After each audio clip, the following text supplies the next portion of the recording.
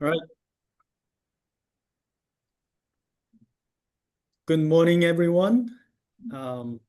Welcome to the meeting of the State of Hawaii Advisory Committee on Plant and Animals. I'm Richard Kim, the Plant Industry Administrator.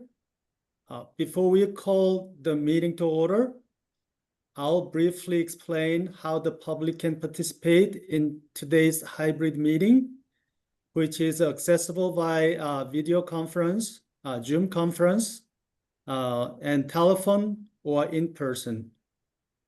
As an attendee, your microphone will be muted by default throughout the meeting unless you provide testimony on the agenda item. If you wish to testify, please click the raised hand button on your Zoom screen. Committee staff will enable each testifier's microphone and camera when they are recognized by the chair. Once acknowledged, please unmute your microphone to speak and mute it again when you finish to avoid audio feedback. When testifying, please introduce yourself and the organization you present, if applicable, and each testifier will be limited to 2 minutes per agenda item. If you are participating by phone, you may dial in using Zoom phone number listed on at the top of the agenda. After entering the meeting,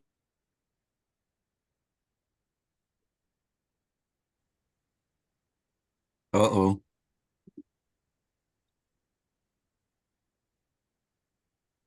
Is it just me? No, it's Okay. on. I think you froze. Richard, you got cut off.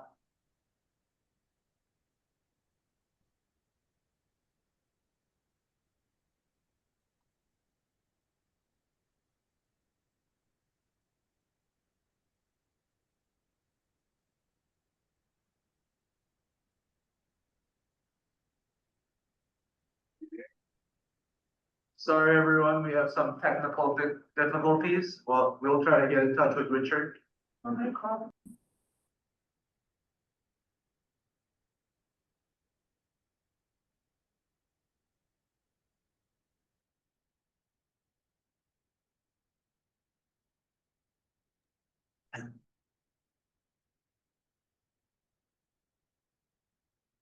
should I start from the beginning? I was disconnected for a second. Or should I start from where I stopped? Please. You were clear right up to where you stopped, so you may continue from there, I would say. Okay, great. Thank you. When public testimony is called for, please press star 6 on your phone to unmute yourself. After speaking, press star 6 again to mute. If you wish to testify, press star 9 to raise your hand, and you will be notified when you are on mute. In the event of connectivity issues, if attempt to restore the connection exceed 30 minutes, the meeting may be terminated or rescheduled. Please check the website for updated regarding access. All right, this meeting is called to order at 9:04 a.m. September 17, 2025. Now I will take a roll call of the committee members. When your name is called, please indicate your presence with a here or present and state if anyone over the age of 18 is present in the room with you. This also serves as a roll call vote. For each subsequent vote, I'll ask if there are any objections or recusals. If there are none, the motion will be passed by unanimous consent. I'd like to start with a brief introduction as I'm the newest member of this committee. My name is Richard Kim, and I joined the Department of Agriculture and Biosecurity this past April as the plant industry administrator. And I'm a plant pathologist by training with over 20 years of experience in academia and then tree fruit industry in Washington State, particularly in the post-harvest sector.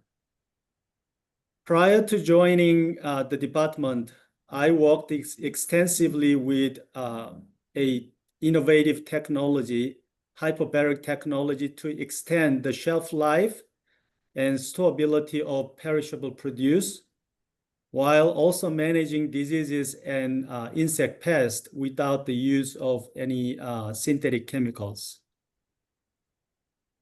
Since this is my okay, hold on a second.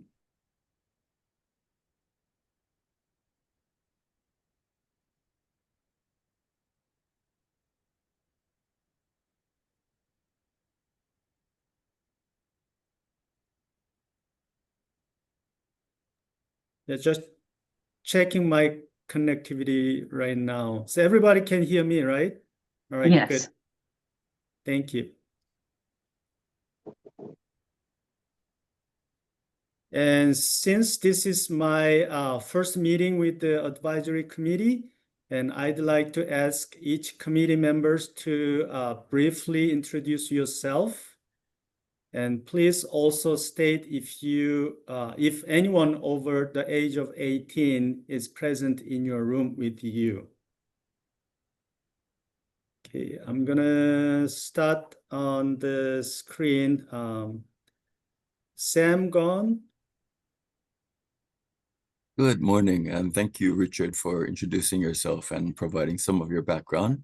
I'm Sam Ohugan. I'm the Senior Scientist and Cultural Advisor for the Nature Conservancy of Hawaii and affiliate faculty, graduate faculty in Natural Resources and Environmental Management, and in Life Sciences, and in the Biocultural Initiative of the Pacific at the University of Hawaii.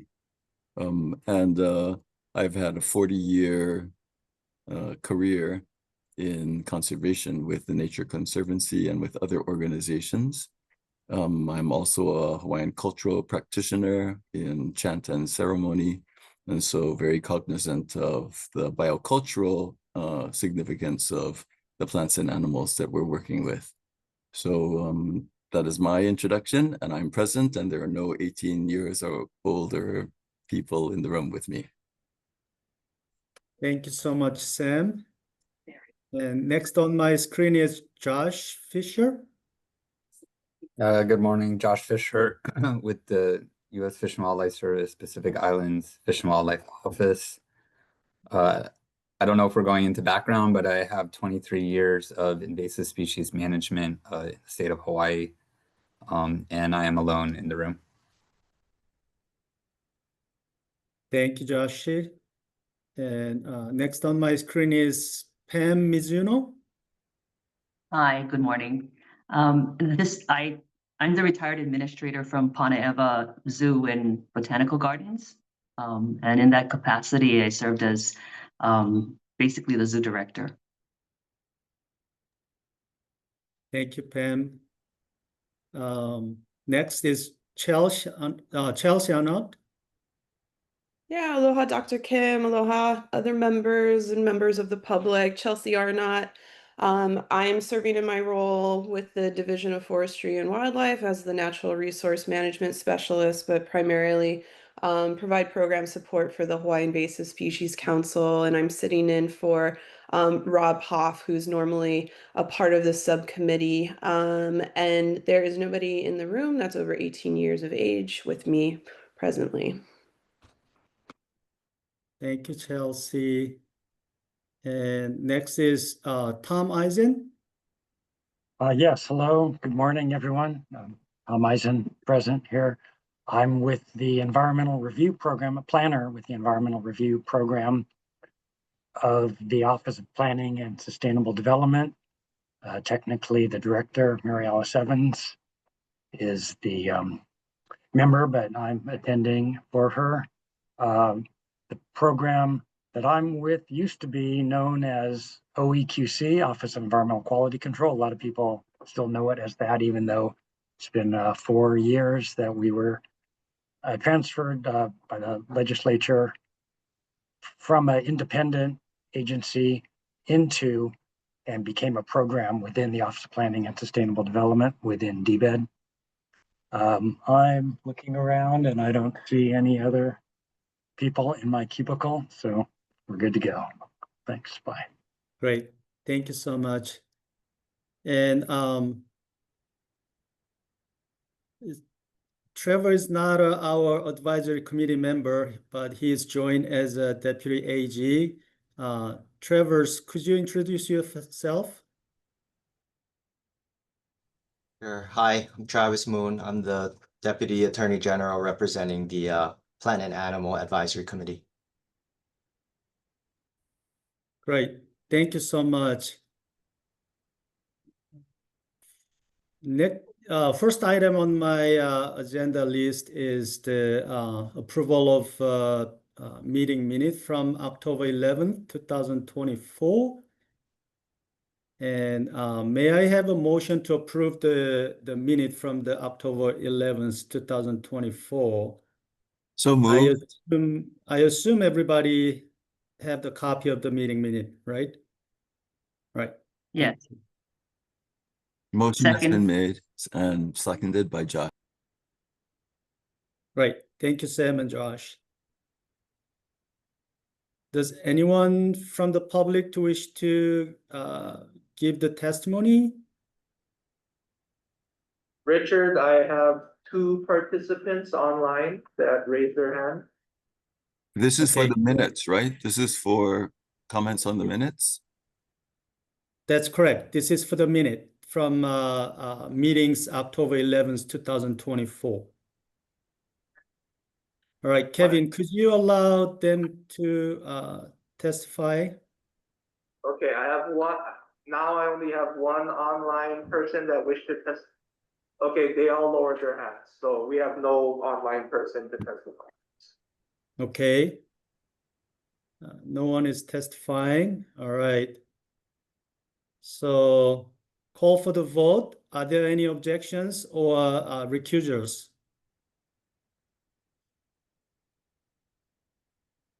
Hearing none. And if you vote for yes, say aye. Aye. Hi. Aye. Hi. Okay, great. Thank you. And this motion to approve the meeting minute is passed. Okay, I'll now move on to the request for review and recommendation from the advisory committee on plants and animals. We have 3 agenda items today, all of which are closely related. So I will request that we will review all 3 items together. And the request for the review is the petition from Kunani and Ipo Nihipali to initiate the administrative to rulemaking to implement an interim rule, and a finding that the existing regulations in 4-72 Hawaii administrative rules related to the inter-island movement of plant, soil, gravel, and other CLB host materials, and are the existing regulations insufficient to prevent the spread of CLB to Molokai? May I have a motion to approve the request?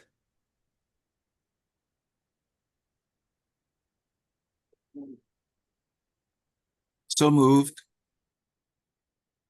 All right. Do I have a second? Second. Second. Thank you, Chelsea. All right, presentation will be given by Jonathan Ho, our plant quarantine branch manager. Yeah, so real quick, good morning, committee members. This is Jonathan Ho, plant quarantine branch manager. So I'm gonna suggest I guess a friendly amendment to the motion. Because the motion is only for item 1, I'm gonna suggest that we do all 3 at the same time because they're basically all related to each other in terms of having the finding and and should there be a finding that you have the adoption of the interim rule, because I think you need one for the other. And number 1 is, I think what we're doing now is the request, and it was added for public notice to ensure that everyone understood that the rulemaking was coming before the committee as a result of a petition. If that's something that the committee is okay with, I'm suggesting, yeah, that we also have the finding that the existing regulations in 4-72 related to the things that were proposed for regulation are insufficient to prevent the spread of CRB to the island of Molokai and from any other area in the state, and it constitutes an emergency that justifies an interim rule, and that the finding that the adoption of the interim rule, a finding that the adoption of an interim rule to restrict those items is necessary to prevent the spread of CRB to the island of Molokai from any other area in the state. And so I'm hoping that we can do all 3 at the same time, I think, for the sake of, I think, managing the discussion, if that's okay with the folks on the committee. Jonathan, I concur my with the friendly request. amendment. Okay. Oh, sorry about that. So Jonathan, I motioned all 3 items together. So, and then. Okay. Yep. Okay. All right. Sounds good. So yeah, so again, good morning, members. Jonathan Ho, I am the plant quarantine branch manager. So real quick, CRB has been in the state since 2013, and since then, it has been found with breeding populations on Kauai and West Hawaii Island, with detections also on Maui and Lanai, with no breeding populations. With an ongoing eradication program happening on West Hawaii Island currently. So earlier this year, permanent restrictions were implemented into 4-72. And on the 29th of July, the Office of the Chairperson received a petition from Kunani and Ipo and Ipali requesting that the board adopt interim rules pursuant to 159.5 to prohibit plant, soil, gravel, other CRB host material such as wood chips and mulch and propagation material from the island of Molokai to any other area, to the island of Molokai from any other area in the state to prevent the spread of CRB. The petition, as it was received, is included on as Appendix A, and a proposed interim rule was also included, which is on pages 5 and 6 of their petition. The petition was reviewed by the board at its last meeting on August 26th. However, in order to complete the interim rulemaking, 158.9.5 Hawaii Revised Statutes requires that the committee have a finding of an emergency in order to implement interim rules. And after the discussion and hearing testimony of all the public, which were all in support, the board directed the branch to go through the process to have it reviewed and bring it back to the next board's meeting, which is going to be next Tuesday, September 23rd, 2025. So yeah, we can skip the procedural background. That's, I think, pretty straightforward. Ultimately, I think to the extent of the interim rulemaking process, should it be adopted, the biggest things is going to have to be published in the paper within 12 days after the effectuated date that's designated at the board meeting. the interim rule essentially proposes the banning or prohibition of inter-island movement of potted or bare-rooted plants, soil, gravel, CRB host materials, which are defined as decaying plant materials such as mulch or compost, plant propagation media, and live plants, or plant propagation media, and landscaping materials such as erosion control socks comprised of decaying plant material that have been staged or stored in any area of the state from any island in the state to the island of Molokai. And there are exemptions which are similar to prior interim rules, such as goods that are used for cooking, items that are preserved from decay, seeds for planting, cut flowers and foliage, and then rock, coral, sand that's not mixed with organic material. So for the interim rule, at the board's request to move it forward, to make it easier for the discussion and review, Plant Quarantine Branch has drafted one version, I think, for consideration, and then a kind of a revised version of the Nihipali petition, just for clarity, because some of the terminology that was used, there was a little bit of inconsistency. So I hope that what was proposed in Appendix D meets, I haven't had a chance to talk to the petitioner, meets, I think, in all essential respects, what they're looking to do, because it is a prohibition. There are no exemption or exceptions to allow other movement of things. I just wanted to clarify some of the terminology that was used and provide it in a format that we've used in the past, and providing the committee with something that's more akin to what has been done in prior interim rules. So I think when we go through the discussion, it will be a little bit easier to have you folks decide on whichever version you feel is most appropriate to go to the board, whether it be something very similar to the Nihipali's petition or something closer to the Plant Quarantine Branch's petition, proposed interim rule. And anyhow, so one of the biggest things is there's no question that what the Nihipalis have provided in support of the petition is legitimate. There's no dispute on what they provided, and seeking to implement additional measures to prevent the spread of CRB to Molokai are well warranted. And the proposal that we've provided is to try to address some potential unintended consequences or very significant precedent-setting things that the rule proposes to do. And I think, it needs to be said, that quarantine is not a wall. It's not, the measures are designed to be preventative, but ultimately, knowing how CRB spreads, this is a singular path. The goods that are subject or proposed for regulation are clearly high-risk pathways, but they're not the only pathway. And a lot of those other pathways are, to be noted, are unregulated at this time. So again, going back to the unintended consequences. So one of the biggest things is, because this is a prohibition, there is no way for any of these goods to be imported or be sent to Molokai for any reason.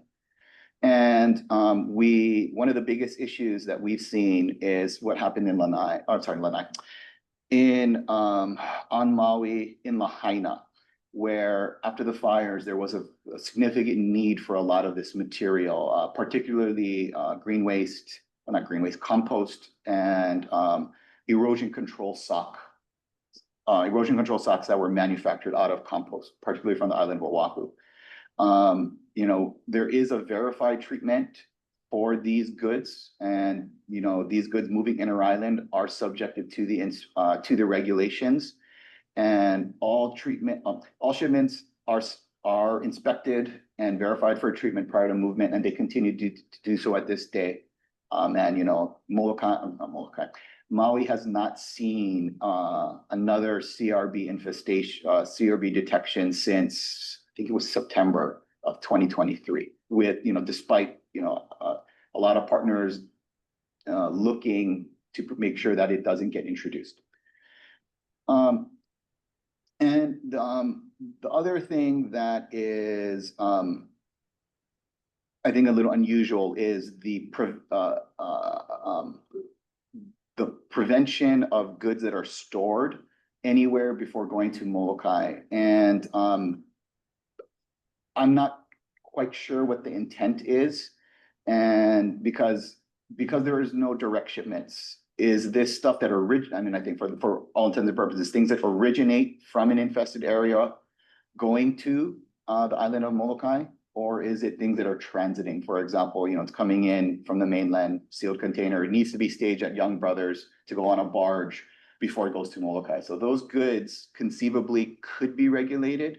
And I think we just, one of the questions is that the intent? Because if that's the case, it should be, I think, made clearer in the proposed language, because I think both of them don't necessarily, well, the PQB version doesn't necessarily address it because it's clearly not subject to regulation. The Nihi Pali version still kind of has that, but it's not quite clear what or how far it's intended to be, how far it intends to go. And then, I listed a few things that would be, again, precedent setting. Again, no treatments, right? So should you need it, can't be moved. While it is correct that there are no verified treatments of potted plants, what we've proposed is limits on pot size for treatments via permit. Because there are no treatments, the larger plants are essentially banned because they can't be subjected to the treatment. So there's kind of a weird prohibition. But should a treatment be developed during a time of this interim role, those materials could then be enabled to move subjected to the treatment. There is also, again, the idea of restricting goods from areas that do not have sets, do not have established populations of CRB, regardless of infestation level. And while we do understand, I think, the intent to be proactive, the committee and the board has the ability to increase infested areas. There's a process for that, should it be deemed necessary. And, and again, very precedent setting to prohibit things for areas that don't necessarily have infestations. And then, there are, I think the petition seeks to ban the movement of all plants, but, there are things such as, bare rooted plants, propagative cuttings, which are, very easily inspected, and all propagated plant material is subject to inspection prior to movement. And when you look at the petitions, for example, allows cut flowers and foliage, which are essentially cuttings, but you're banning plants. Right. So I think there's a little bit of inconsistency, and I think, we're trying to make sure that what's being done is done, I think, to address known risks. And then there's a little bit of a note about landscaping materials. So in the original petition that was provided, the original language that was provided in the petition, there's a little bit of inconsistency about the use of landscaping material. In one portion, they use it, or it's very defined for one thing, and then the other part, it just says landscaping materials. So again, just trying to clarify the intent. I believe that in the proposed version that was provided for the Nihi Palis, I think the intent is clearly not to look for bricks or anything like that. So I used the initial set of language that clarified about erosion control socks and stuff like that. But if that is not the case, the Nihi Palis are available to comment on I think where they were coming from with the petition. I don't want to be putting words into their mouths because obviously this is their petition, and again, this is my interpretation of what I believe they're seeking to do to the level that they're seeking to do it at.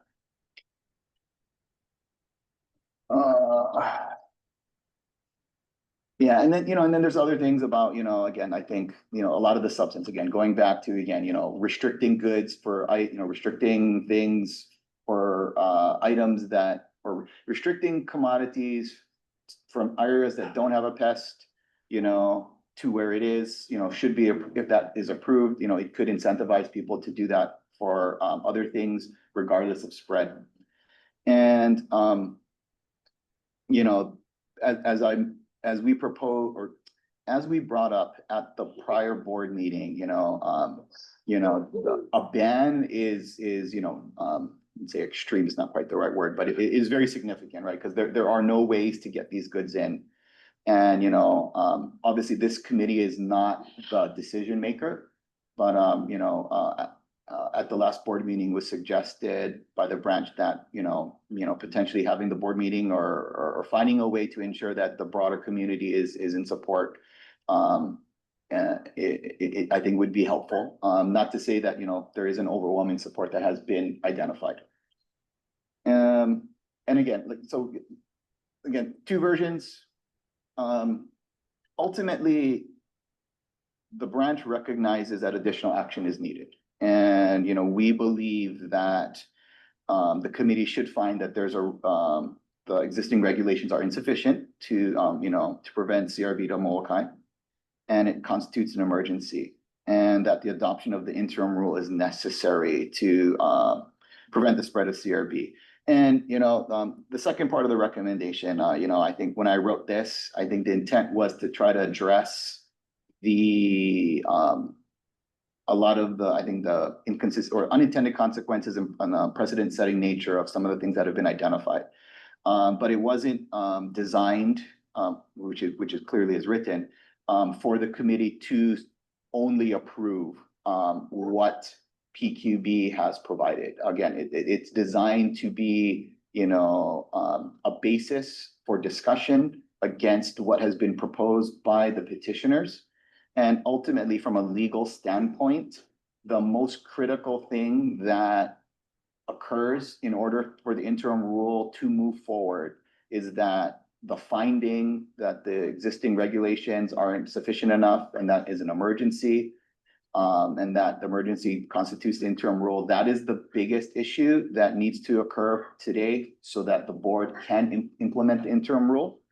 And the language is to some extent a little bit secondary, because obviously what the committee is recommending is not necessarily what the board is going to approve. The committee could request it to be very, I think the PQB version, for example, and the board can accept or approve the petitioner's version, or it could be in between, right? And I think the goal was to provide examples, and it wasn't intended to, I think, sway you folks in one way or the other in terms of making your recommendation.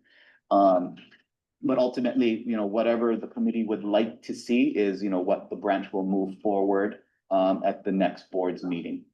And that's all that I have. Thank you so much, Jonathan. Before we do committee discussion, does anyone from the public wish to give the testimony? We have one person in person. Okay, great. As a reminder, each testifier will limit to 2 minutes, and I'll let you know when to wrap up your testimony. All right. Just point of clarification, there's 3 agenda items we're discussing, so could we have 2 minutes each, or is it 2 minutes total for all 3?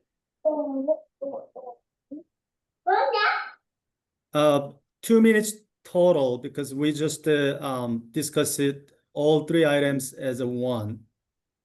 But there's 3 items. Okay, all right. In Tanaka Circle of Hawaii, we're respectfully but strongly urging this committee to approve the motion and specifically recommend the adoption of Appendix D. This is the petition from Molokai. So first, obviously this is an emergency. I mean, just take a look at what Waimanalo looks like in the back roads, West Oahu. It's a disaster. And a lot of this is because the communities there did not get sufficient action from the government, right? Both regulatory and in terms of expertise and education and so forth. So we can't let this happen to Molokai, and that would be a catastrophe. With regards to the two versions of the rules before you, the Appendix D, that one's clean. It says, just don't bring in stuff, don't bring in host material from anywhere else in the state because of how prevalent CRB is and how easy it moves around, including between islands. The version that Plant Quarantine put before you allows for unpermitted import of CRB host material to Molokai from anywhere that's not Oahu, Hawaii, and portions of West Hawaii Island. That's very problematic, I think, from an enforcement standpoint. As someone who's worked for years and adjacent to administrative and criminal law enforcement, that's a huge loophole, right? Like the PQB isn't going to have a system to monitor everything that's originates in an infested area that gets moved to another place, like from Kona to Hilo, and that may then be shipped to Molokai. And there's big financial incentive for folks to do that, right? To get around, that restriction, because I mean, there's billionaires paying to landscape their properties on Molokai. I think in terms of the permitting issue, and even the permitting issue, as we've seen, is not perfect, right? So if we're I mean, just look, we had a permitting program for Oahu off shipments for CRB since October 2023. Just the next month, we had CRB larvae in Kihei, right? We have CRB popping up in Kauai, in Waikoloa, and most recently in Lanai this year under the permitting program. So that permitting program is full of holes. And finally, in terms of the department being able to keep up as infestation spreads, we know they can't, right? So you just delineate parts of Kona, they ship mochi to Hilo, as we know they're doing, CRB pops up there, there's nothing to stop those shipments from going to Molokai. If, Could you wrap up? Sorry about that. Yeah, so, I mean, there's a big difference in the language in the two proposed rules before you today. Appendix D, it versus Appendix C, you want to go with D. So make it very clear in your motion. This is the difference between 10,000 bugs landing in Molokai, which is the current situation, or 1,000, which will be Appendix C, or like 10 under Appendix D. So like there's a big difference. Please go with Appendix D and make that very clear. Thank you. Thank you so much for your testimony. And any other public testimony? Richard, we have about 4 attendees online that'd like to speak. So Okay. I'll go ahead. We have about Could you allow 6 them to speak? Yes. Whenever. So we'll go ahead and start with Tara. Tara, can you please state your name and affiliation for the record? Aloha, can you hear me? Yes, we can hear Okay. you. Aloha, Tara Rojas. I am a concerned community member, and my testimony is going to be this. First and foremost, CRB, how you all are treating it at the moment with poison, that got to stop. There are community members that found and do implement non-poison techniques. That's first of all. Second, this about Molokai. You hear that, 1 person in person, 4 people online. Please do not let the numbers allow you to think that the community does not feel as strongly as we did when we showed up the first time. I want to say this. Sometimes y'all, I think in your positions and this whole system, you overthink things. And the overthinking, even in a nutshell, as Wayne had mentioned, even with your permitting and everything, you guys have failed. 12, 13 years now, going on 13 years, failed. Common sense really should rule here. Never mind any other like business or what it can represent and unintended consequences. Do this. Do the Nihi Pali's petition. That's it. Don't overthink it. Don't overanalyze and this, that legal, and then this and that. You guys failed, literally failed. It's on all islands except Molokai. And that's what we need to keep it as, out of Molokai. It should have been nipped in the bud with all of your rules and planning and all of this It should not have gotten to Kauai, should have not gotten to Maui, should not be even spreading right now on Mokokeawe. It should not be on Lanai. So anything you guys discuss after I'm finished and the other 3 people finish, keep in mind that do not do this, the board's version. No, do the Nihipali version, just ban it. Never mind overanalyzing, use common sense, ban it. It's on all islands except Molokai, and that's the main and only point. You're making us come to these meetings that are doing, normal business or your work time.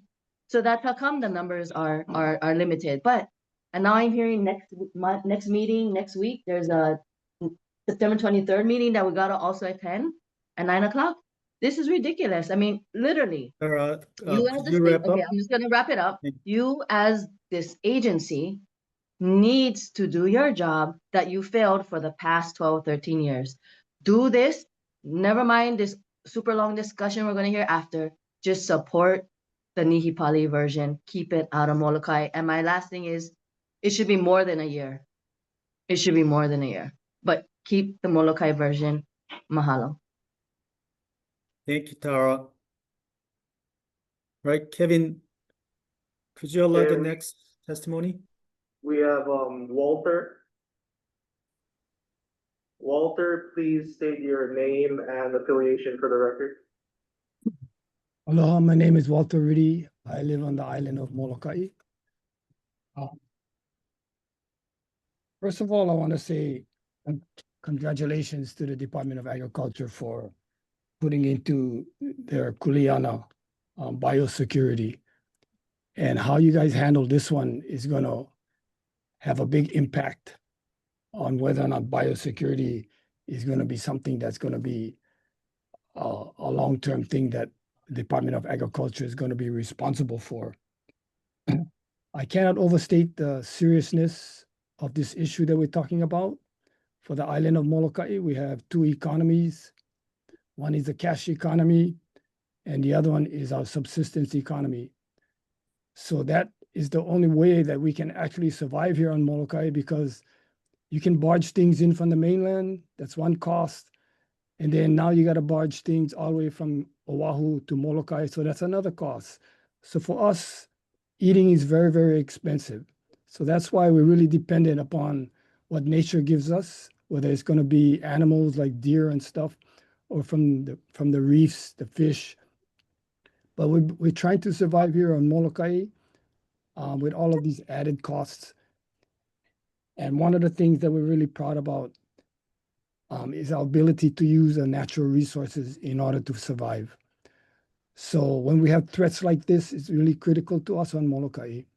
We're not just worried about coconuts falling from the trees and hitting the tourists when it comes to coconuts, but we actually are using coconuts as part of our subsistence economy.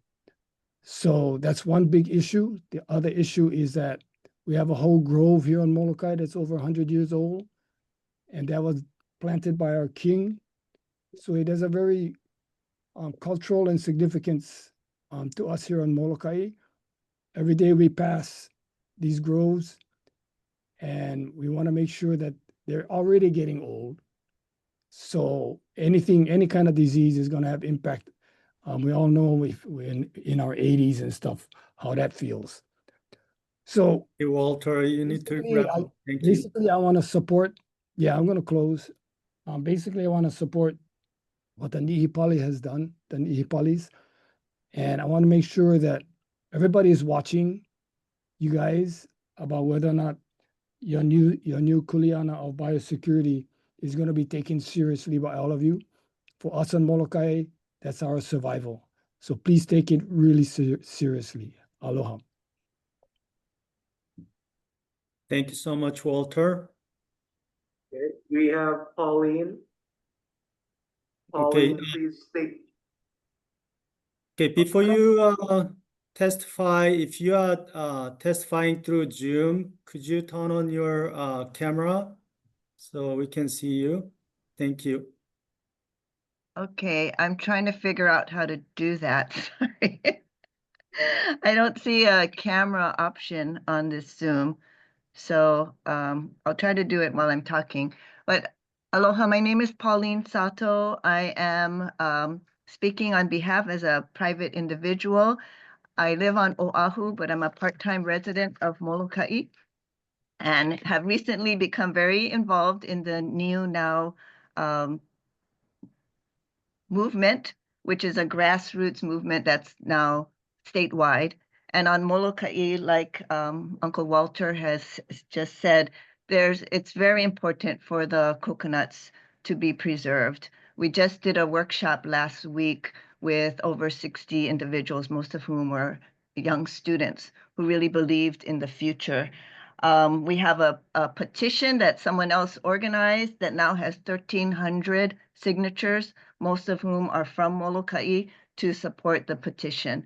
So I'm just here today to support the Nihipali's petition, Appendix D in particular. I think the version that Plant Quarantine put together is not sufficient.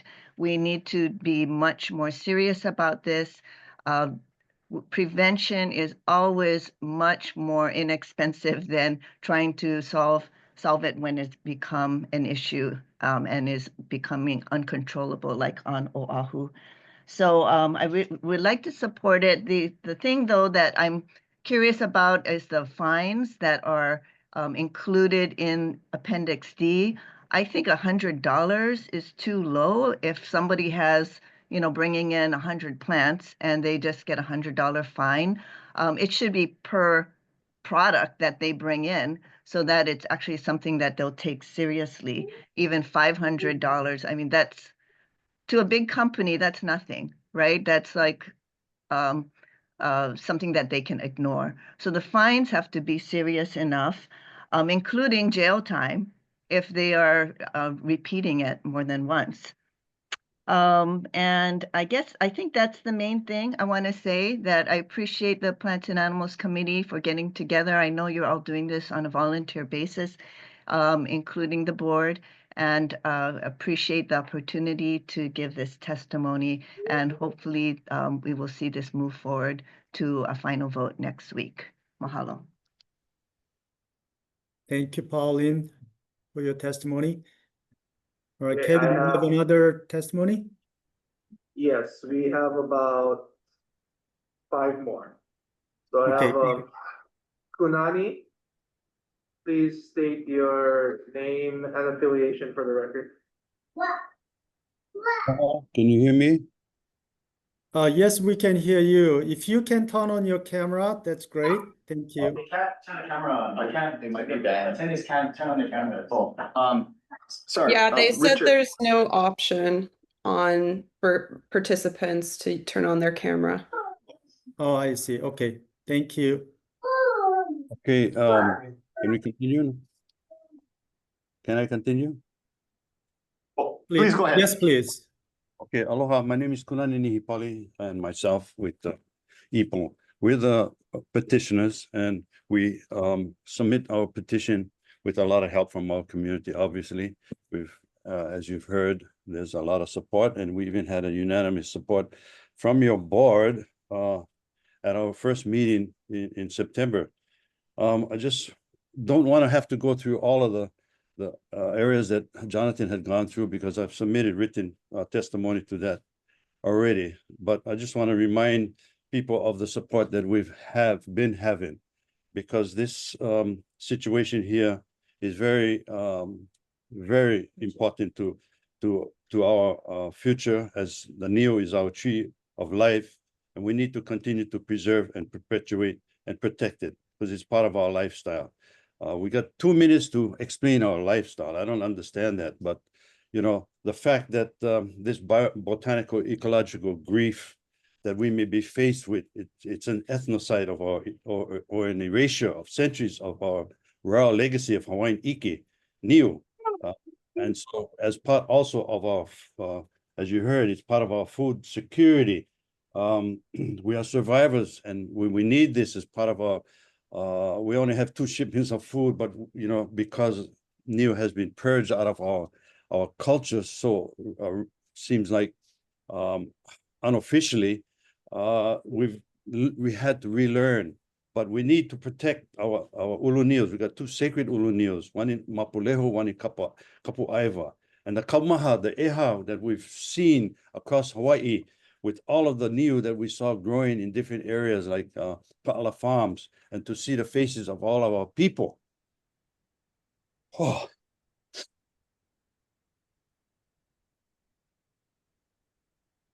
Difficult. Oh, please. We need your support in this. All right. Thank you, Kunani. And please, this is I understand precedent setting, but it's not precedent that's not doable if we have the right resources. Allow us this opportunity. Okay, thank you. So we limit the 2 minutes. Thank you, Kunani.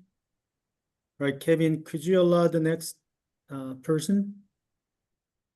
Okay, we have Vicky. Please state your name and affiliation for the record. Aloha mai kako. I'm Vicky Holt Takamine. I'm the Kumuhula of Pua Ali'i Ilima. I'm the Executive Director of Pa'i Foundation, also the Po'a of Ilio Ula o Kalani Coalition. Mahalo nui loa for the opportunity to share my support for Kunani's petition. I really want to urge this committee, if you want the community to come out, you need to take this issue to the island of Molokai and let the people of Molokai speak to you, he alo a he alo, face to face. That's where these discussions need to happen. Not on Oahu, where Kunani and Ipo and the community got to fly in to testify in person. And on the Zoom, the passion that they have, I mean, I'm in tears after Kunani's testimony. So you need to think about how you impact the community, and you don't get that if you're sitting on Oahu behind a desk or on a laptop. You need to be in their face so you can see the passion that they have. Obviously, this is a huge commitment on your part. You need to ban this. You need to prevent CRB at all. Every island except the island of Molokai has been affected by this, and you cannot stop it. You cannot stop it if you don't support this petition from the Nihipalis. It's your job, and we're counting on you to do your job. So I support all of the testimonies that have gone before. I urge you to take this issue to the island of Molokai, and you deal with them he alo a he alo. You feel their passion. You visit their groves of Kapua'iwa. You understand the history of that grove that was planted by Kamehameha V. The legacy that is there, and the impact that your decisions are going to have on that history. And let that weigh on you.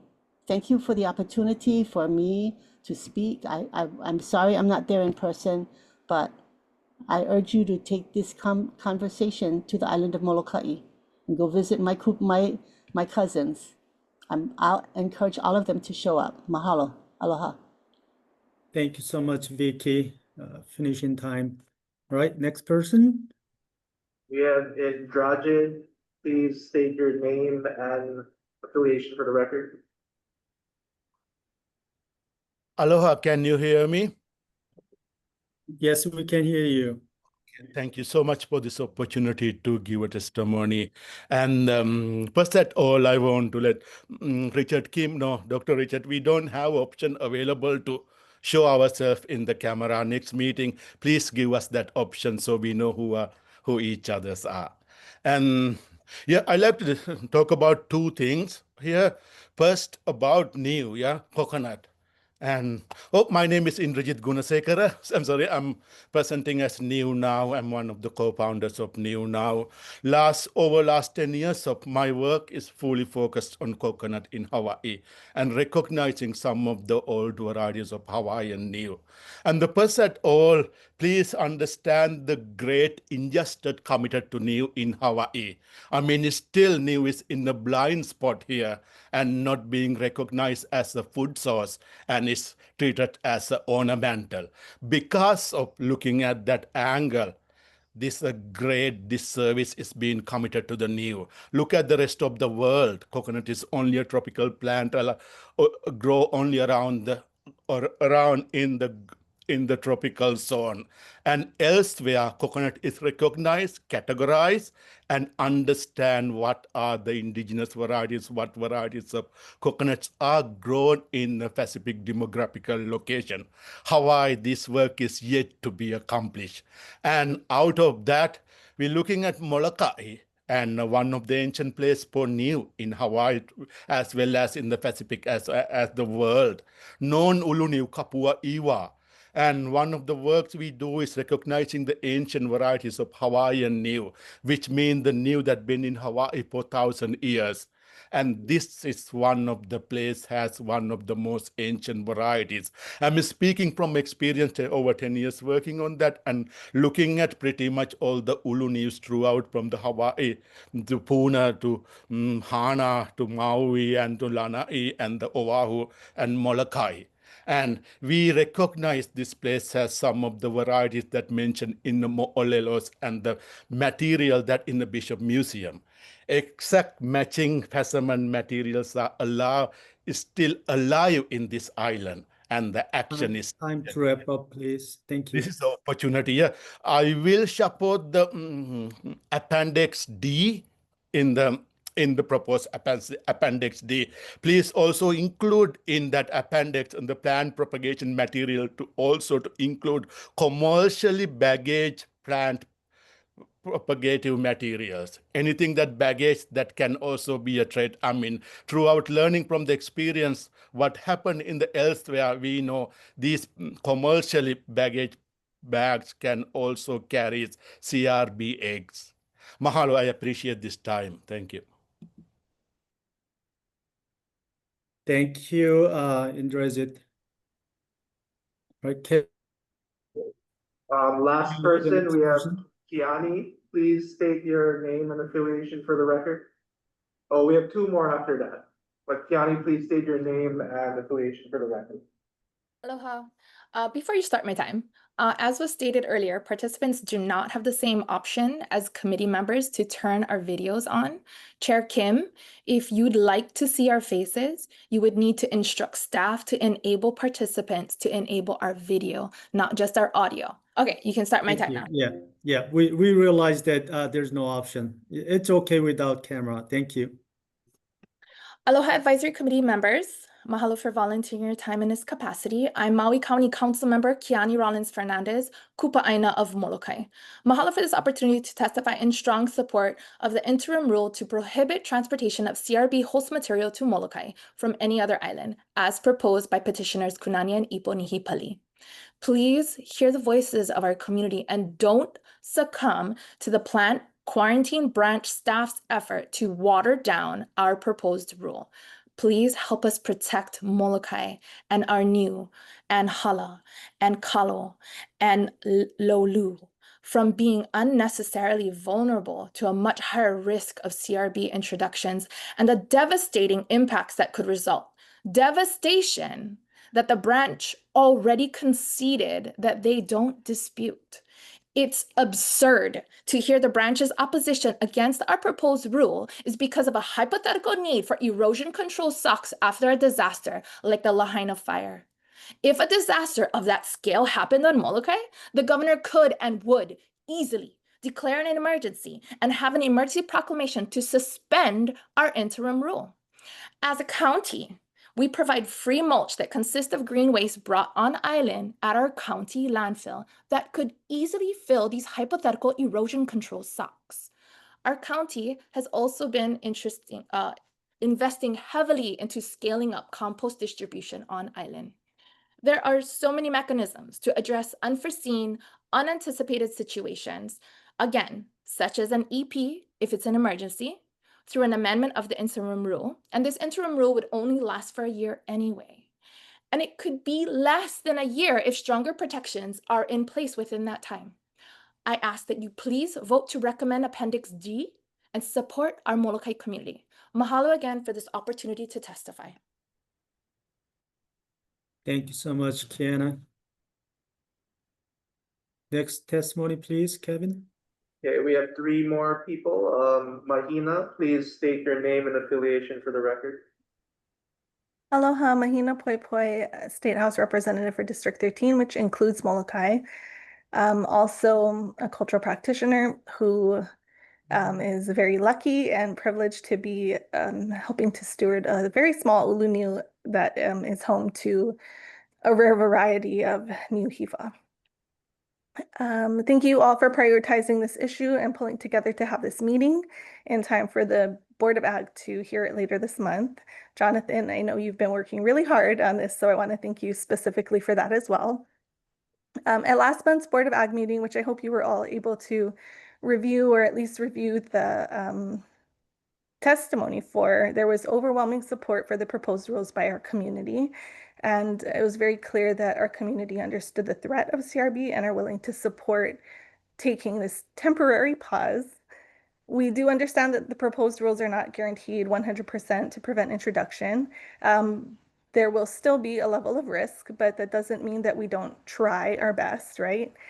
On Molokai, we still have a chance to do everything in our power to prevent not only CRB, but little fire ants, kogi frogs, myconia, rapid ohia death, two-line spittlebug. There are so many invasives around the state that are not yet found on Molokai. And we know that biosecurity, like 101, prevention is the most effective and cost-efficient strategy for biosecurity. And around the state, looking at CRB, it's not getting better, it's getting worse. They can definitely be in plants that are in smaller than 10-inch or 10-gallon pots. You know, I know the Department of Ag does its best, but even the inspections fail. They have failed to detect pests. Molokai, koki frogs, myconia, Australian tree fern were found in plants inspected and cleared by DOA. On Lanai, CRB was found in plants inspected and cleared by DOA. So we know that those processes are not completely adequate. I want to stress that on Molokai right now, there's no enforcement or inspection at the ports of entry. There's zero capacity for any kind of heat treatment, fumigation, or quarantine, or inspection of high-risk materials. And those are some of the systems we want to begin to establish during this temporary pause and during this time that the rule is implemented, and to really have this time to buckle down and figure out what our long-term plan is. It's a very unique and fleeting opportunity that we have to do our very best to help protect an entire island from the devastating impacts of CRB. And Molokai can serve as— wrap up, please. Yes, just a couple more sentences. Molokai can serve as a repository preserving biological diversity of NEO, and I have a really hard time articulating how important and unquantifiable that is. So in conclusion, I appreciate Appendix C, the department's drafting their alternative, but I do not support Appendix C. I support and urge you to make the necessary finding to constitute an emergency justifying the interim rule. And I support moving forward with the rules as proposed in the Nihipali petition. I think amendments for clarity, consistency that are not substantive would be okay, but I think that those could be worked out at the board. So again, supporting the Nihipali petition and supporting your finding of justifying the interim rule. Thank you so much. Thank you, Representative Poi Poi. All right, Kevin, next testimony, please. Lori, please state your name and affiliation for the record.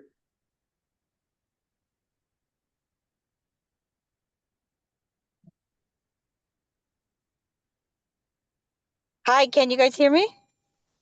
Yes, we can hear you. Go ahead, Yay. Lori. Awesome. Aloha.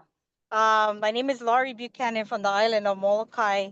I'm on my way to the airport to catch a plane, but I'm on my phone. But I wanted to thank the distinguished members of the Plant Advisory Group and mahalo for convening. I so much appreciate this. Very quickly, I wanted to address comments by the Department of Ag in the beginning about unintended consequences. Following the July 29th submittal, I was contacted by NeoNow. And since then, on the island of Molokai, I took the interim rule and I went to those that I knew was going to be affected by the rule. That is our livestock, our stores that have high-risk materials coming in. And I took the rule in its entirety and I had an opportunity to speak with everyone. And then I hit up the people that just do small plant entries and stuff. And no one was in opposition. And actually, the unintended consequence on Molokai was there was a light bulb that went off for all these people who saw it as an economic development. And so even the Department of Transportation had inquired about the ability to obtain erosion control socks and other landscaping materials if this rule went through. And I was able to go out into the community and find at least 7 members and businesses that are willing to and have the capability of providing erosion control socks on the island of Molokai, as well as chips, mulch, and other commodities. And so I told them to get ready because of the economic development. And so people were excited actually at the opportunity to fill a gap. And that surprised me and it made me happy because, you know, they basically said, hey, if anybody needs these goods, I would be able to provide it. And I'm set up in order to provide it. So I think that is a moot discussion as far as that goes. But I do support the Nihipali's petition and what they supported. And I wanted to thank you guys again. And I do want to thank the Department of Ag. Their job is very difficult. And I truly appreciate the collaboration that they have given to the island of Molokai all these years. Chair Hurd, Jonathan, thank you so much. Again, esteemed members of the Plant Advisory Group, many of whom I know from my work in conservation. And I do serve also as the coordinator for the Molokai Maui Invasive Species Committee. And I've been doing this work also for 25 years. But mostly I'm a community advocate and I love my community. And anything that affects my community is my responsibility as well. So thank you very much for hearing us today. I deeply appreciate your time. Mahalo. Thank you, Auntie Lori. And Right, then Kevin, do last, you have more testimony? Right. we have one more. Stephanie, please give us your name and affiliation for the record. Good morning. My name is Stephanie Easley. Aloha, Chair Kim, members of the committee. I'm with CGAPS, the coordinating group on alien pest species. Thank you for the opportunity to testify today, for your service on the committee, and for all the work that PQB has done to get these agenda items ready. The agenda items, you know, now that especially that they're grouped together, it's a kind of a confusing setup to me. My understanding is the finding that this committee needs to make is that the absence of effective rules creates a situation so dangerous as to constitute an emergency. And without that finding by this committee, no interim rule with any language can go forward. It's not like the finding in agenda item 3 that this rule is required. I think they're different. So I just want to throw that out there. With respect to the concern that going forward with the Nepalese petition would incentivize other people to try to ban broad swaths of commodities in non-emergency circumstances, there is a backstop or a check on that happening. It's this committee. You have to make that finding that emergency exists that needs to be addressed by effective rules. I think if someone was trying to use the petition process, which is open to everyone, but if they were trying to use it for a non-emergency reason, they would have a very hard time fooling this committee. With respect to agenda item 2, we set out in our testimony the rules that have been in effect while CRB has been detected on Big Island and on Lanai in the potted plants. I can address any questions on that. I have some specific suggestions for the language in Appendix D so that it matches the Nepalese petition and also provides some protections and support as to the reasonableness to protect it from challenge, but I see that I'm out of time. Sorry, I had 2 minutes for the different agenda items. I'm available if you have any questions on our written or oral testimony. Thank you again for allowing me to be here. Thank you so much, Stephanie. Any additional testimony, Kevin? No, we have none. All right. Thank you so much for all of you testified today. And I just want to move on to the committee discussion. Anybody want to discuss? Yeah, I certainly do.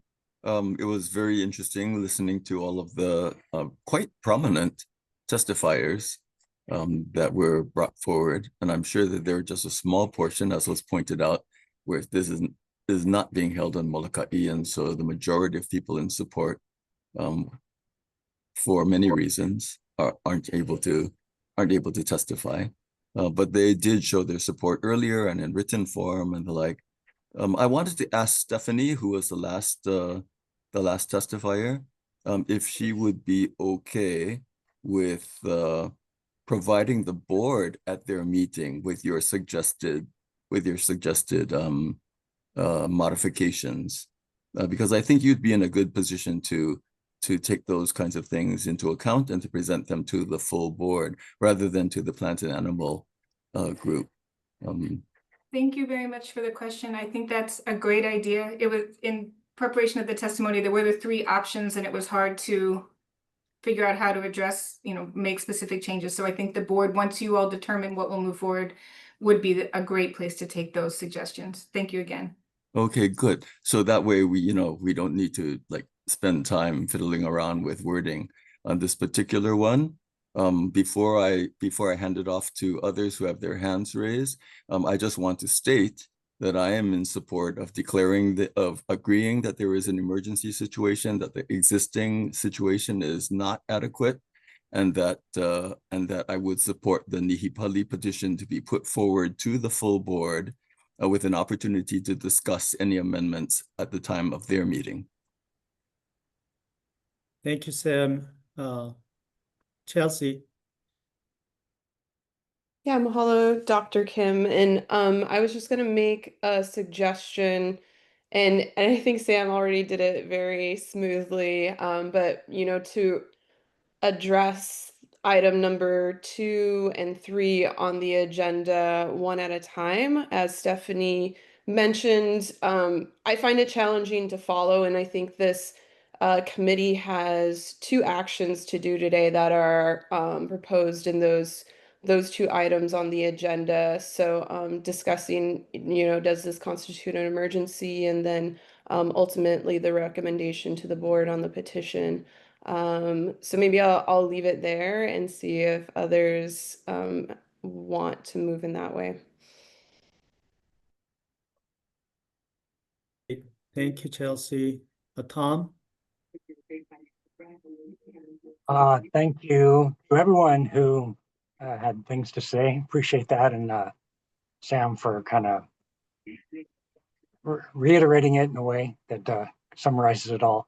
Since we were being asked with this notion of the 3 things, but specifically for 2 to find that the existing rules are insufficient, I would like a clarification of how they're insufficient and what it is about both of the proposals, the Nepalese and the plant board's versions, how they would, what they're proposing that is different, that would make it that sufficient, that would help with that finding we're supposed to do. Thanks. Thank you, Tom. Jonathan, could you explain more detail about each item to clarify what is those requests for? Yeah, so the existing, so for example, the biggest thing that the the existing rules do, or the existing rules have is that the existing rules only designate the island of Oahu as infested. So obviously, the two other areas that were added because those are areas that have had breeding of CRB, and Kauai and that large area in West Hawaii. So that's one of the bigger things. In the current rules, there are no restrictions on plants other than the CRB palms, so Cocos, Livistonia, the larger palm species. And the addition of the volume that's because that's what we found CRB in transporting to Lanai. And the other thing is, sorry, real quick. I would say realistically, I think those are the two big things. Well, and I'm sorry, the other thing is there is a size restriction on the palms. The current reg just says it doesn't matter what size. In the existing regulations, the host palms have to be under 4 feet or under, because obviously can inspect and things like that. And then there was additional clarification about media being mixed with so like gravel and things like that being mixed specifically with decomposing plant material, which isn't really clear in the existing regulations. Yeah, I think those are the biggest things, and obviously in the petitioner's version, obviously these things are prohibited. There is no movement, regardless of treatment or anything like that. And I think those are probably the biggest things. So I think to the extent of the insufficiency, obviously. Right now, the restrictions that exist in the regulations don't apply to specifically to Kauai and to Hawaii Island, at least the West Hawaii Island. And they also do not do anything for clearly the larger plants, which are obviously more difficult to inspect. And then obviously the size.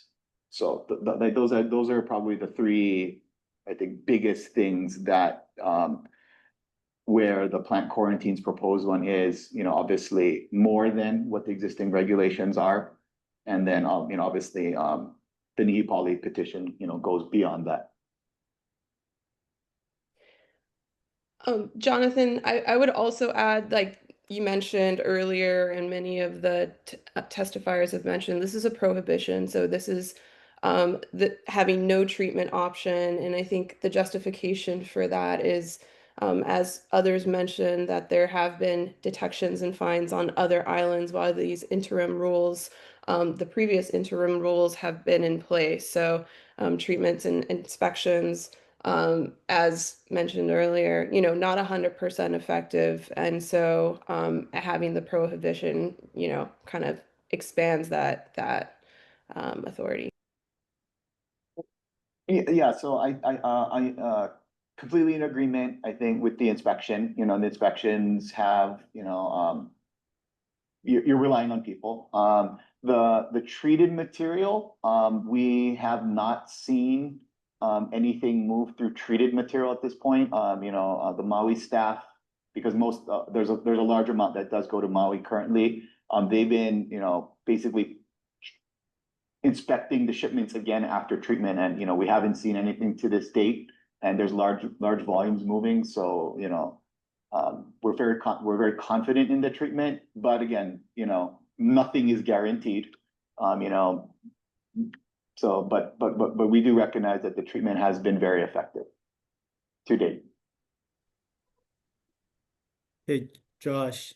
Yeah, thank you. Just to clarify, when we speak of treatments, the Appendix D proposed interim rule that does not provide permits. So so if there was treatments, then a permit could be issued. So it's a complete prohibition. That's what you're referring to. Correct. So Okay. so in the plant quarantines version, right, the permits, we're using the permit because the permit there is some administrative flexibility to create additional restrictions for treatments like that as they're verified, for example, and to create processes that need to be required in order to get a permit. So we've done some of that administratively. So for example, with the larger pots, once we started, once it was found that the larger pots, had some CRB or hitchhiking, what we're doing is we're all the big plants, we're having them depot them so that we can check inside the pots now. And if they refuse, we're not certifying them. So we're already trying to take administrative steps through the inspection process to minimize risk. But in this instance, right, you wouldn't have any discretion. It would be permitted and everyone would need to comply. If that is what is going to be moved forward, obviously we wouldn't need to worry about that with the prohibition. We would just basically, sorry, we're not certifying stuff that would normally have been certified. Thank you. And sorry, Thomas, would that prohibition include, as one of the testifiers brought up, the commercially bagged mulch? Yeah, so the prohibition restricts decomposing plant materials such as compost, wood chips, plant propagation media. So plant propagation media, whether it's bagged, bulk, piled, we don't care. We consider that commercial or not, it doesn't make a difference. Thank you. That's our understanding of it. All right. Thank you. Sorry for the short disconnection again. Right, Tom. Again, just to get a picture of the bigger context, is there going to be any effort to deal with the existing rules to kind of remedy the insufficiency that they're having beyond just Molokai? Because I want to know what happens in Molokai, is how that relates to the bigger picture. So is that bigger picture going to be evolving also? Yes, and at the last board meeting, I think there was some suggestion about trying to do an interim rule for everyone within the states, because because obviously Maui, Lanai, and East Hawaii as well also deserve the added protection. However, you have the challenge of the uniqueness of Molokai, and I think the community's ability to be I think far more self-sufficient, I think, than a lot of the other folks. So but I think to the extent of what we need to do, I think we're gonna have to go back and change the rules, and I think we're gonna have to figure out a way to have this I guess island specific regulation. We've never done something like this before, so I'm not exactly completely sure how we're gonna do it. This is something new for me. And I think we'll just have to figure out a way to get it done and change the regulations and try to just buy more time until we can get obviously a lot of that research that the university has done for potential biocontrol agents for landscape level control. Thank you, Jonathan. Chelsea? Yeah, thanks, Jonathan and Thomas, for that question, and just flagging the CGAP's testimony at the end where, declaring potential to declare a statewide emergency, because this is a situation. But right now, focusing on the Molokai situation and the petition to protect that island. And I'm a process person, so I did want to just address the insufficient, or item number 2 on our agenda, and talk about the current rules. And I think we've kind of addressed it through questions, but I would say that, just like Jonathan has mentioned in Plant Quarantine Branch, that the rules are insufficient to protect Molokai from the introduction of CRB currently. And then addressing this as an emergency, I think the testimony, I was able to sit in on the Board of Agriculture meeting the other week and hear the testimony from the community, which, you know, really does get at this is, you know, a huge impact to the way of life, and in the, you know, defining it as emergency creates a situation dangerous to the public health and safety or ecological health of the flora and fauna present in the state, which I think the community did and testifiers really demonstrated at that Board of Agriculture meeting and here today at our committee's meeting. And then just adding on the ecological health, and a couple folks mentioned it with Lolu, you know, there's only Lolu is endemic to Hawaii. It's only found here, and 10 of Hawaii's 24 Lolu species are endangered by the state. And there's, and I'm sure Sam Gon knows this too, but there's Pichardia monroe, which is only found on Maui and Molokai. In this species, there are only 30 to 35 individual trees remaining, and just 2 individual trees remaining on Molokai. So I just want to really clarify that I do see this as an emergency. I do see that the current rules are not sufficient to protecting Molokai for this situation. So just addressing that item number 2 there. Thank you, Chelsea. Josh. Yeah, thank you. You know, I didn't say it earlier, but I do really appreciate Molokai's community approach to this situation. I want to commend them for that. I think that, you know, having been on Molokai once or twice, and, you know, and just having lived in the state now over 25 years, I've seen that people on Molokai are really resourceful. And so I think that, you know, they can step up to this challenge. And I think that the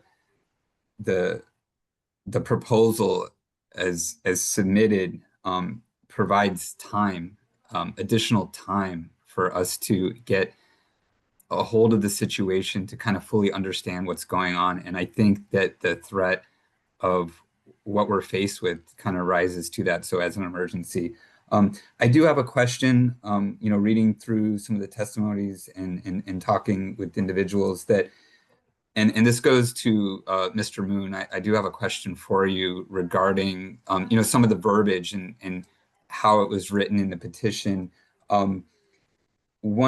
So the language in the statute authorizing the interim rules, it reflects on flora and fauna. And I am curious whether, you know, gravel without being flora or fauna and the restricting of that could set that up to, you know, a challenge. And so potentially inserting a severability clause. So if that was found to be not okay, it wouldn't invalidate the entire interim rule. So potentially a clause like that might be warranted so that the rest of the rule would still be in effect.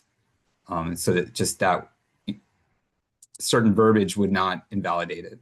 So just an observation, and I'm curious to what your thoughts on that would be. All right, Travers, can you answer to Josh's question? Yeah, I'm just pulling up the statute now. Sorry, real quick, folks. So while I think Travis is kind of taking a look, you know, the petitioner is in attendance, and would it be possible to, I guess, speak to him specifically about, I think, Appendix D, specifically as and the petition, because I think obviously the Appendix D is something that we drafted on his behalf. And I think, you know, some of the things I brought up about, like, again, like gravel has not been found to have CRB. So was that, is there an intent to have gravel in of itself, or is it gravel mixed with organic material? Right. So I think we could create that clarification, and obviously as the petitioner that he can clarify that. And I think secondarily clarifying the staging of materials, I think what the intent was, because I think to the extent, I think listening to the committee, I think, you know, obviously Appendix D is, I think, where we're going. But I just want to make sure that, you know, I think when we go to the board, it's clear what thing is going, because I think there's kind of, I mean, prohibition, I think, is clearly, I think what we're seeing is what being wanted, but the branches version isn't exactly the same as the Nihipali version. And I think like I mentioned earlier, having, I think, something a little bit or a version that's agreeable, I think is going to be helpful, I think, for the board, because I think right now we're kind of debating against, you know, their version and what we proposed. So we could have him, I think, speak to it. I think that's probably best. And then obviously, if Travis is ready, I think Travis can speak as well. Right. Thank you, Jonathan. Travers.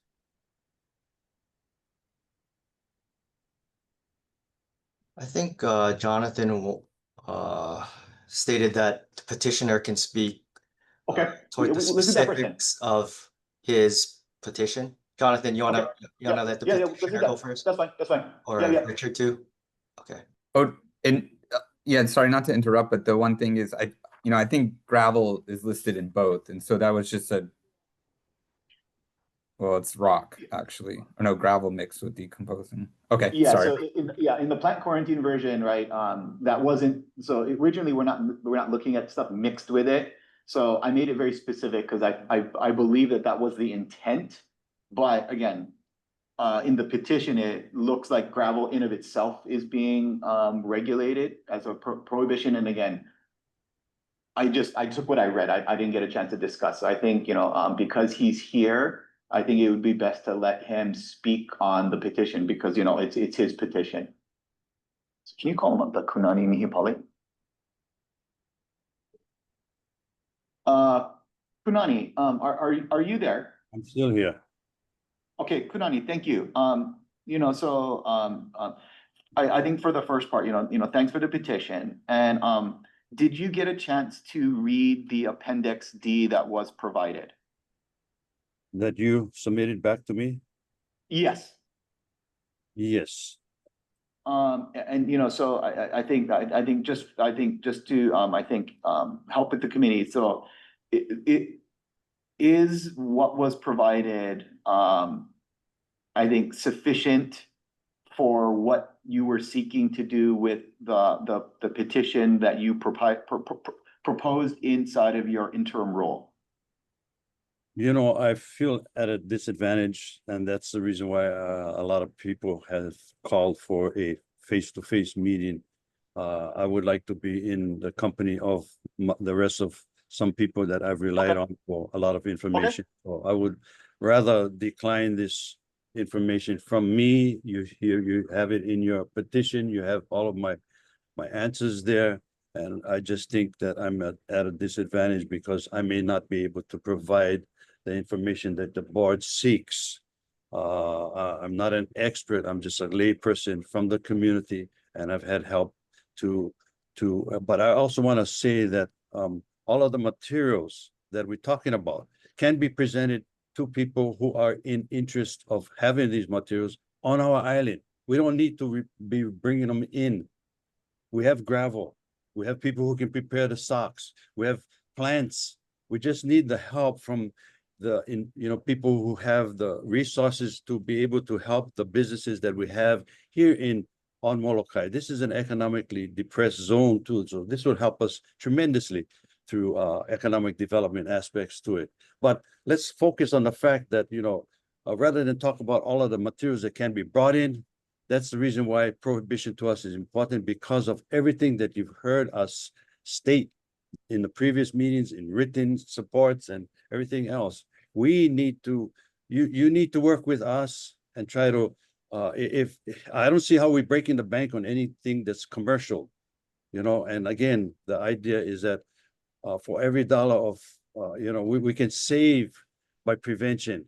So we can on island get all of these materials. If you need me to figure out the rules and regulations, then I'm at a disadvantage. I would defer to someone like Stephanie or others that have this more keen legalese mentality. But that I can offer for you now. No. So Kunani, so I guess, I guess the intent, so the intent was for gravel in of itself to be prohibited from other islands to prevent CRB.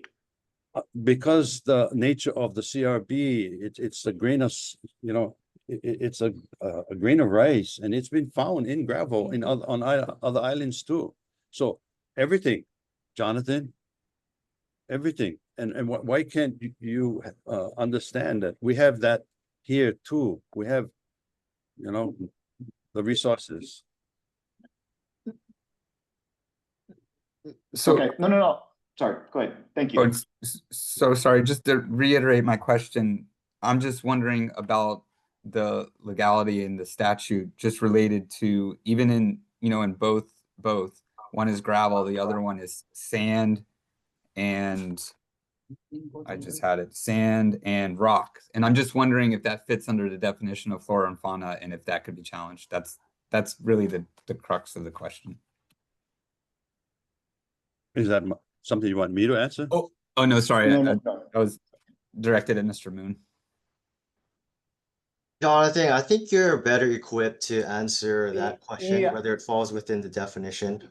Yeah, so to the extent, I think, so to the extent, I would say no, when you look at the literal definition. However, if it is something that is known to spread a pest, not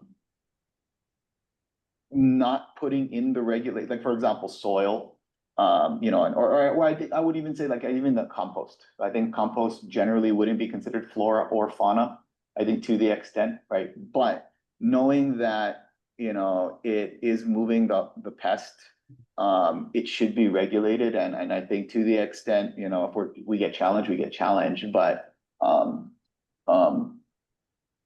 and I think, and I think to the extent of what we need to do, I think as it relates to the regulations moving forward in the statute, obviously, I think maybe that's something we need to change. Because I think the intent was to deal with, animals or plants in of themselves, not necessarily, I think, these other goods.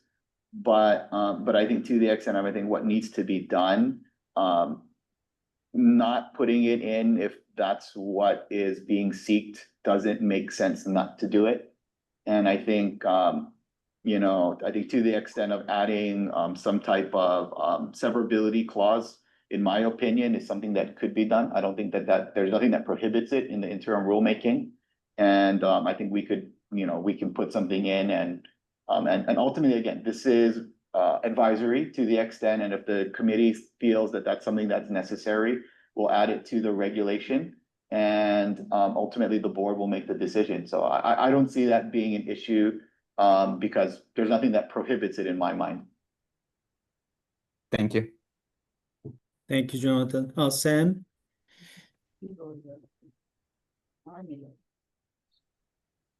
Thank you for that. Speaking of changes, adjustments, adding clauses, and the like. Travis, are you going to be serving as AG when the board gets together? No. You're not? Yeah, there's a different AG that advises the board. I see. Because, the discussion that we've had with regard to possible severability clauses and the like, that would be good to pass on to whoever the AG is that's going to be serving the board. I can do that. Okay, that would be great. Because then that level of discussion can occur when the board entertains the proposed interim rule. And, I just want to point out that interim rule is set for a year. It's not a permanent thing, and that adjustments can be made via various mechanisms. I would, rather than discuss too much more in detail about various aspects of it, I would like us to be in agreement that there is a state of emergency with the at-risk food self-sufficiency, the risk to coconut varieties known only from Molokai to lolu palm species that are only known on that island, and that we've already had a discussion on the insufficiency of existing rules. I also agree that anywhere, not just infested areas, because as we've seen, infested areas, non-infested areas become infested areas and are undetected as infested areas for quite a long period of time before suddenly we realize that that they've been there for a while. So I would like us to move to the next step of agreeing that there's an emergency, agreeing that there's insufficiency, and going with the Nihipali proposed rule. So if it's necessary to make a motion in that respect, I have just done so. I second.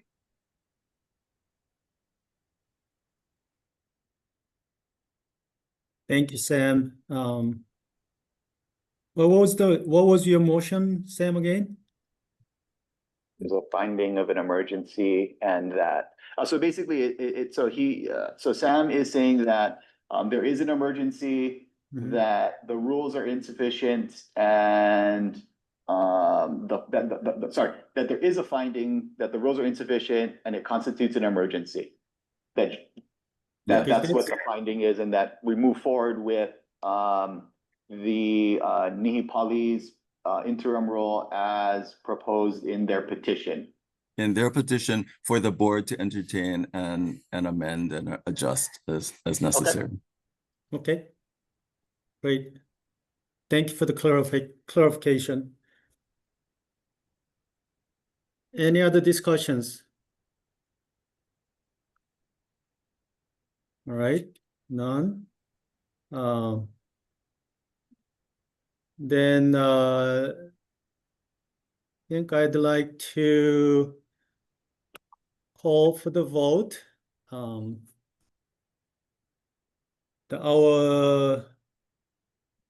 The request, item number 1. So it's already, Sam already provide the motion, and second by Chelsea, right? Pam. Pam, yeah. Oh, Pam. Okay, great. Thank you. All right. Then I'd like to vote for this item number 1 in the agenda. So all those in favor, please raise your hand. Although I thought we were entertaining all 3 at once. Wasn't that the plan? Oh, okay. We can do all 3 together. And Dr. Kim, can I make 2 recommendations on the inclusion of that severability clause, and then also to for the board to have a remote option to attend in Molokai for Molokai residents when the board meeting happens. So to set up an in-person location on Molokai that can kind of be a in-person meeting location. I just said in-person like 10 times, but I think you know what I mean. Oh, you're suggesting have a location in Molokai? Yeah, a remote testimony location in Molokai so folks can attend in person, and if staff are able to. I know we're on a timeline, so I don't want to delay anything, but I think that would be a good compromise to kind of give that in-person option for folks. Okay. All right, so thank you for the suggestion. We'll look into the option, what we can do, because our next board meeting is scheduled next Tuesday, so it's only a week away. Right, thank you. All right, then we're gonna vote for the entire items all together. So all those in favor, please raise your hand. Okay. All right, great.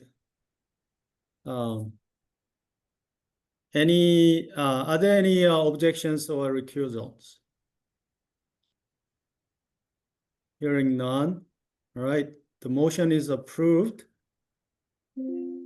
Sorry, Richard. Go ahead, so sorry, real quick. So just so that it's very clear, the recommendation is that there is the finding of an emergency because of the lack of interim rules or the lack of effective rules. That the committee is recommending the interim rules as proposed by the Nihipalis with the inclusion of some type of severability clause. Just to make it clear, everybody's okay with that? Okay, cool. Just making sure. Right. Okay. So I can make it for the board submittal. Thank you. Okay, great. Sorry, just one more thing to clarify. Jonathan, is that Appendix D? No, I think what's being requested is so in Mr. Nihipali's petition, there is on page 5 and 6, there is a rule. So what I'll do is I will take that verbiage and I'll copy and paste it specifically into the format that this interim rule is in, because that's what we've issued. And then the board will figure out, I guess at the board meeting, what the specific language will be and where the clarifications were, and then I'll figure out how to try to make the clarifications to kind of help facilitate I think where the specific clarifications need to occur, but based straight off of what's been petitioned or provided by the Nihipalis. Yes. Okay. It's essentially Appendix A, I'm understanding. Say, let me clarify what was the Appendix A. Right, that's right. Okay, thank you. So may I have a motion to adjourn the meeting? So moved. Second. Thank you, Pam and Sam. All right.